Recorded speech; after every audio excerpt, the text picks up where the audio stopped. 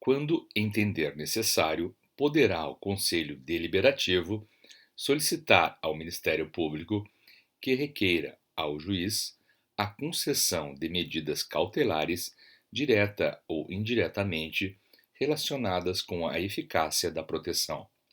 Artigo 9. Em casos excepcionais e considerando as características e gravidade da coação ou ameaça, poderá o Conselho Deliberativo encaminhar requerimento da pessoa protegida ao juiz competente para registros públicos, objetivando a alteração de nome completo. Parágrafo 1º. A alteração de nome completo poderá estender-se às pessoas mencionadas no parágrafo 1º do artigo 2º desta lei, inclusive aos filhos menores, e será precedida das providências necessárias ao resguardo de direitos de terceiros. Parágrafo 2º. O requerimento será sempre fundamentado e o juiz ouvirá previamente o Ministério Público, determinando em seguida que o procedimento tenha rito sumaríssimo e corra em segredo de justiça. Parágrafo 3º. Concedida a alteração pretendida, o juiz determinará, na sentença, observando o sigilo indispensável à proteção do interessado. Inciso 1º. A averbação no registro original de nascimento da menção de que houve alteração de nome completo em conformidade com o estabelecido nesta lei, com expressa referência à sentença autorizatória e ao juiz que a exarou e sem a aposição do nome alterado. Inciso 2. A determinação aos órgãos competentes para fornecimento dos documentos decorrentes da alteração. Inciso 3. A remessa da sentença ao órgão nacional competente para o Registro Único de Identidade Civil, cujo procedimento obedecerá às necessárias restrições de sigilo. Parágrafo 4º. O Conselho Deliberativo, resguardado o sigilo das informações, manterá controle sobre a localização do protegido, cujo nome tenha sido alterado. Parágrafo 5º. Cessada a coação ou ameaça que deu causa à alteração, ficará facultado ao protegido solicitar ao juiz competente o retorno à situação anterior, com alteração para o nome original, em petição que será encaminhada pelo Conselho Deliberativo e terá manifestação prévia do Ministério Público. Artigo 10. A exclusão da pessoa protegida de programa de proteção a vítimas e a testemunhas poderá ocorrer a qualquer tempo. Inciso 1. Por solicitação do próprio interessado. Inciso 2. Por decisão do Conselho Deliberativo, em consequência de: a linha A. Cessação dos motivos que ensejar a proteção. A linha B. Conduta incompatível do protegido. Artigo 11. A proteção oferecida pelo programa terá a duração máxima de 2 anos.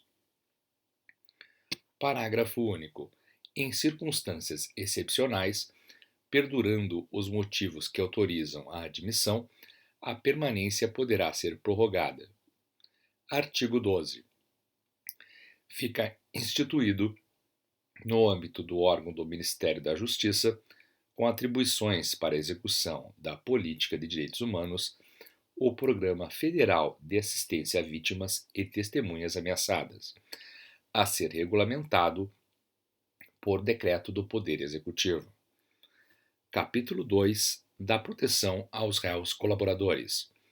Artigo 13. Poderá o juiz de ofício ou a requerimento das partes conceder o perdão judicial e a consequente extinção da punibilidade ao acusado, que, sendo primário, tenha colaborado efetiva e voluntariamente com a investigação e ao processo criminal, desde que dessa colaboração tenha resultado: inciso 1. A identificação dos demais coautores ou partícipes da ação criminosa. Inciso 2. A localização da vítima com sua integridade física preservada. Inciso 3. A recuperação total ou parcial do produto do crime. Parágrafo único. A concessão do perdão judicial levará em conta a personalidade do beneficiado e a natureza, circunstâncias, gravidade e repercussão social do fato criminoso. Artigo 14. O indiciado ou acusado que colaborar voluntariamente com a investigação policial e o processo criminal na identificação dos demais coautores ou partícipes do crime, na localização da vítima com vida e na recuperação total ou parcial do produto do crime. No caso de condenação, terá pena reduzida de 1 a 2/3. Artigo 15. Serão aplicadas em benefício do colaborador, na prisão ou fora dela, medidas especiais de segurança e proteção à sua integridade física, considerando ameaça ou coação eventual ou efetiva. Parágrafo 1º. Estando sob prisão temporária, preventiva ou em decorrência de flagrante delito, o colaborador será custodiado em dependência separada dos demais presos. Parágrafo 2º. Durante a instrução criminal, poderá o juiz competente determinar em favor do colaborador qualquer das medidas previstas no artigo 8º desta lei. Parágrafo 3º. No caso de descumprimento da pena em regime fechado, poderá o juiz criminal determinar medidas especiais que proporcione a segurança do colaborador em relação aos demais apenados. Disposições gerais. Artigo 16. O artigo 57 da Lei 6.015 fica acrescido do seguinte parágrafo 7º. Quando a alteração de nome for concedida em razão de fundada coação ou ameaça decorrente de colaboração com a apuração de crime, o juiz competente determinará que haja a averbação no registro de origem de menção da existência de sentença concessiva de alteração, sem a averbação do nome alterado, que somente poderá ser procedida mediante determinação posterior que levará em consideração a cessação da coação ou ameaça que deu causa à alteração. Artigo 17.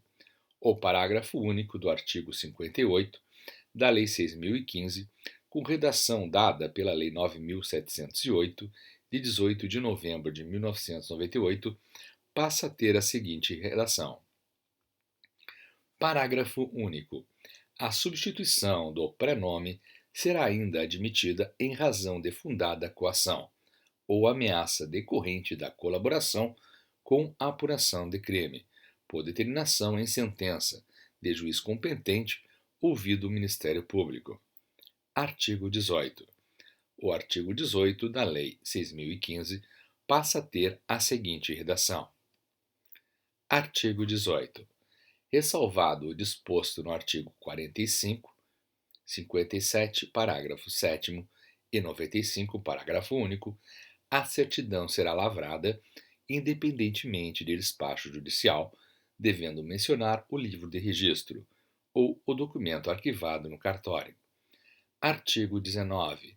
A União poderá utilizar estabelecimentos especialmente destinados ao cumprimento de pena de condenados que tenham prévia e voluntariamente prestado a colaboração de que trata esta lei. Parágrafo único. Para fins de utilização desses estabelecimentos, poderá a União celebrar convênios com os Estados e o Distrito Federal. Artigo 19-A. Terão prioridade na tramitação o inquérito e o processo criminal, em que figure indiciado, acusado, vítima ou réu, colaboradores, vítima e testemunha protegidas pelos programas de que trata esta lei. Parágrafo único. qualquer que seja o rito processual criminal, o juiz, após a citação, tomará antecipadamente o depoimento das pessoas incluídas nos programas de proteção previstos nesta lei, devendo justificar a eventual impossibilidade de fazê-lo, no caso concreto, ou o possível prejuízo que a oitiva antecipada traria para a instrução criminal. Artigo 20. As despesas decorrentes da aplicação desta lei pela União correrão à conta de dotação consignada no orçamento. Artigo 21. Esta lei entra em vigor na data de sua publicação.